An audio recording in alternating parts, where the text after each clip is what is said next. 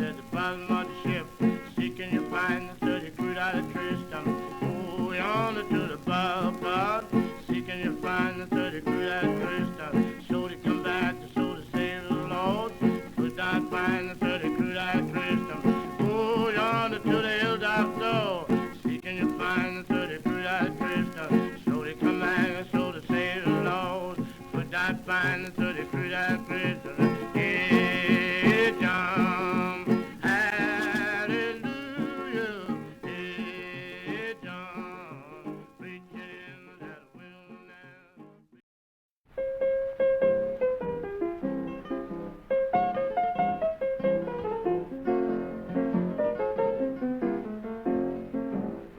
I'm drifting and drifting,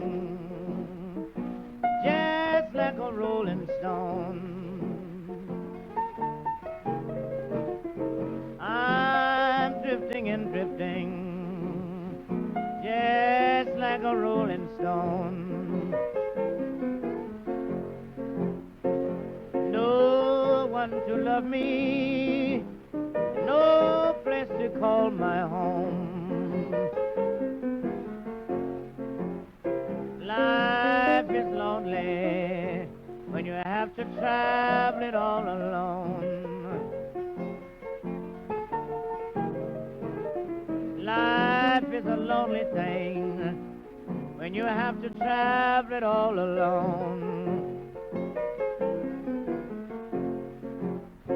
I long for happiness, that's something I've never known.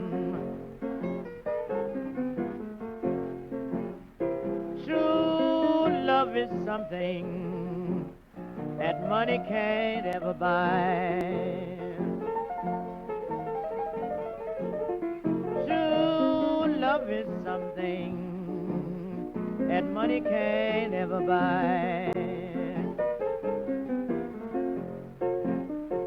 Day after day you walk, day after day you walk and cry. I had someone to love me, but they was called away. I had someone to love me, but they was called away. If they was only alive now. We dedicated this to, which is interesting, the honor roll of people who have contributed significantly to Useppa over the past thousands of years. And of course, we start with the Collier people.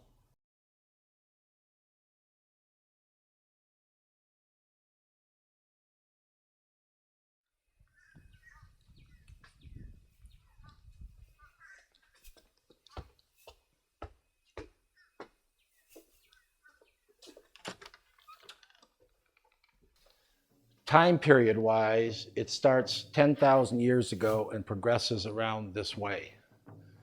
So a lot of this material reflects the archaeological digs that have been done over the years, and some examples of the shell tools and areas. They would actually have manufacturing sites to make shell tools. They'd trade that off for the Useppa man and the Useppa woman. And these are forensic restorations done by a very prominent person in that field. But she's worked on some major, she did the forensic restoration from the original bones and skulls that we took out and came up with her rendition of the Useppa man and the Useppa woman. Here was the Useppa man in situ as he was exposed in the top of the ridge out south here. But she did a correct forensic reproduction of that human being.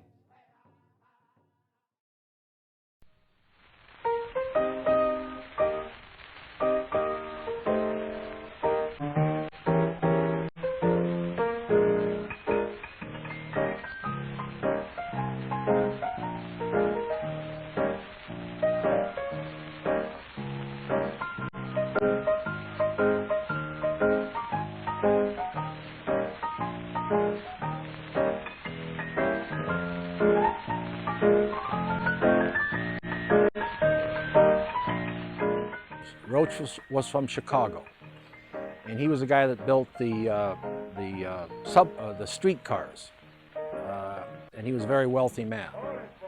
And I can't tell you specifically who was responsible for bringing him here, but it was probably 1892, 1893 when he first started coming here, and then he would pass the island on the steamship from Punta Gorda down to Punta Rassa. And of course, he looked over and saw a bit of civilization on the island and the high land.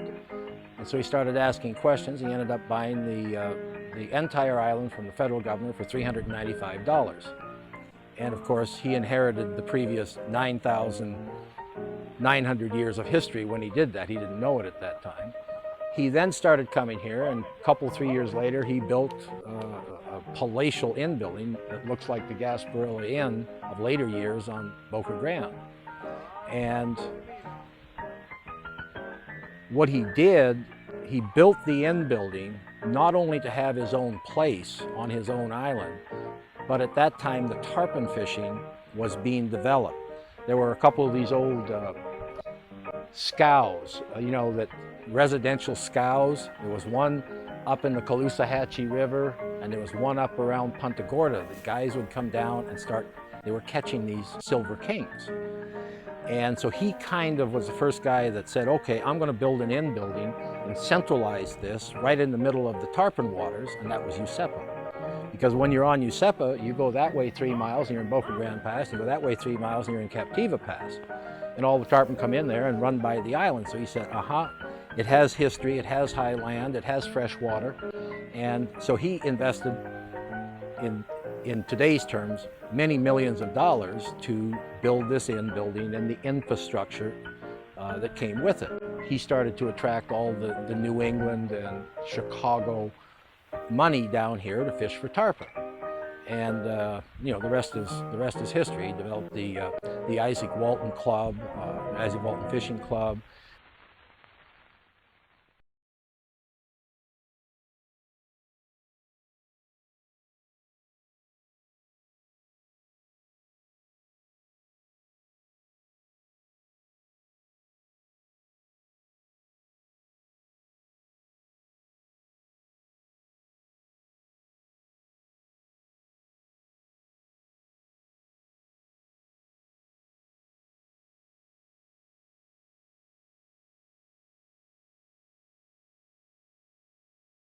Here's your typical tarpon fishing boat. It's a hand-rowed dinghy. They're out in Boca Grande Pass. The fisherman sits here, and this is the guide. They caught the fish. Typically, they'd row to shore and beach the fish in order to kill it and take a scale. And these are the boats leaving Useppa to go out to the pass in the morning. Yeah, historically, going back to the start of tarpon fishing, out in this bay between here and what we call Whoopee Island, which is that little island over there, there were guide houses on stilts in the water where the guides lived, because during tarpon season, Useppa was a totally self-contained entity because there were no roads and highways in the local area to get here, so everything came here from the railhead in Punta Gorda. The guides' houses were out there, and what's now the Useppa main marina was the fishing guides' dock. So all the little steamships that towed the fishing dinghies and the guides out to Boca Grande Pass and Captiva Pass were located here. On the opposite side of the island was located the large inn building called the Tarpon Inn, and then that was the main dock where the clients and hotel guests came in. But this whole area was dedicated to tarpon fishing and the guides.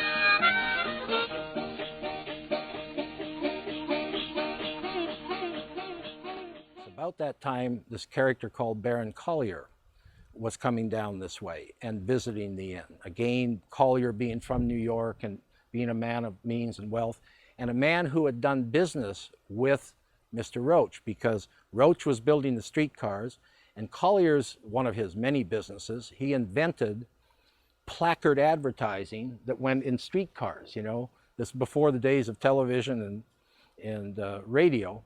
Well, they had radio, I guess, but no television, and so he invented placard advertising and made a fortune. But because of that business connection with Roach, he ended up buying the island in its entirety from Mr. Roach.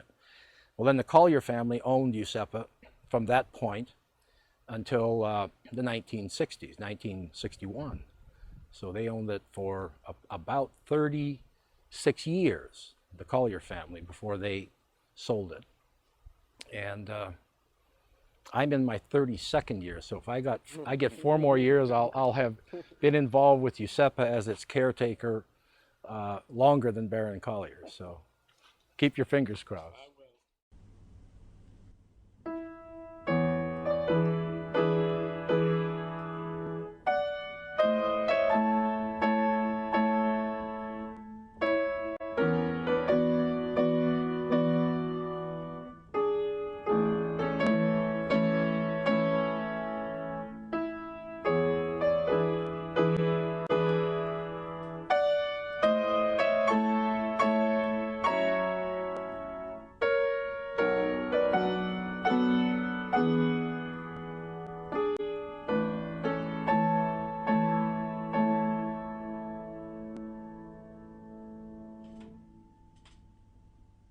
Now, the Collier Inn, that was Roach's, built by John Roach. Probably the original building here was built before the turn of last century, probably 1898 to 1900. And then it was taken over, after Roach left the island, it was taken over as Baron Collier's residence. It was his residence for, he was taken out of this house.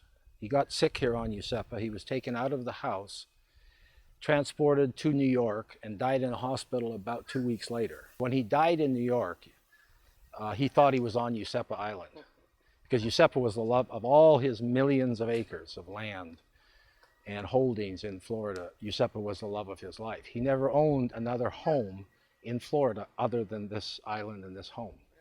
So with all his, I think he ended up owning 2.5 million acres of land in Florida, and, you know, built the Tamiami Trail, and he was kind of the guy that opened up the west coast of Florida.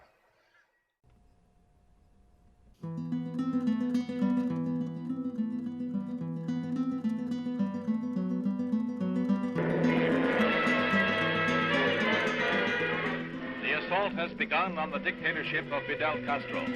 Cuban Army pilots opened the first phase of organized revolt with bombing raids on 3 military bases. 2 of the B-26 light bombers then seek asylum in Florida. At that point, nobody knew that Useppa had anything to do with it, because it was all classified.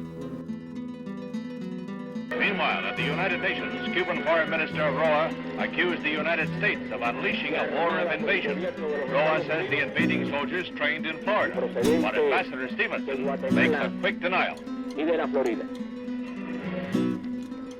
These charges are totally false, and I deny them categorically. The United States has committed no aggression against Cuba, and no offensive has been launched from Florida or from any other part of the United States. CIA leased the island, vetted and trained the radio operators and cadre, and they went from here down to Guatemala, joined the troops, hit the Bay of Pigs, and most of these guys we've come to know over the years, and they were either killed on the beach or they were in prisons for many years. I guess we're the only real little museum for these guys at the Bay of Pigs.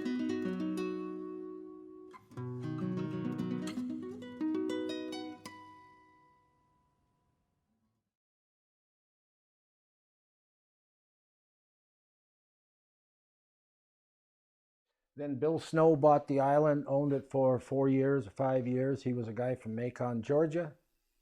He bought the island for $400,000. He sold it to Jimmy Turner for $540,000. And Snow did quite a few good things to Useppa. He was a good caretaker. Jimmy Turner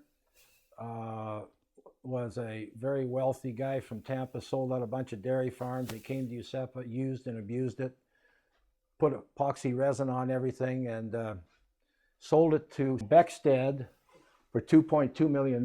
So he was, while he didn't do much for Useppa, he made quite a bit of money on it, all right?